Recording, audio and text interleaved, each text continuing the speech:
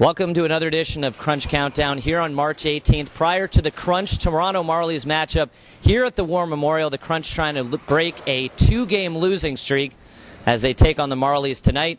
Tonight is Dollar Hot Dog Night at the War Memorial, as well as U.S. Jewelry Exchange Night, so bring your unwanted gold and jewelry. If you don't have tickets to tonight's game, you can call up the Crunch office at 473-4444. Meanwhile, Toronto coming in third place in the North Division, fighting for a playoff spot.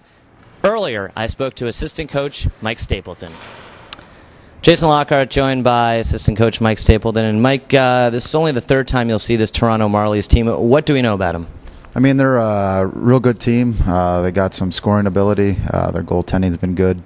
They'll forecheck us hard. They'll be aggressive. So we got to be ready.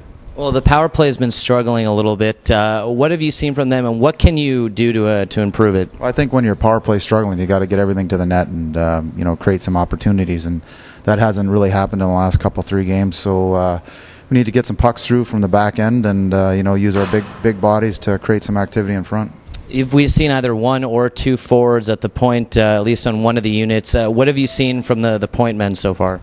Well, I mean, we talked to them. We're using Nick Deschamps and Nick Bonino and Kyle Palmieri, and it's a new position for them, so they're learning. But they got to understand that they've got to get it through and got to get it through at certain times, and it's a tough position because you're back there, and the other team's going to force you because you're a forward, and they know that they haven't been there. So but they're doing a nice job. But like we said, we got to capitalize on our opportunities. And just looking ahead to tonight, what are one or two things you want to focus on against the Marlies?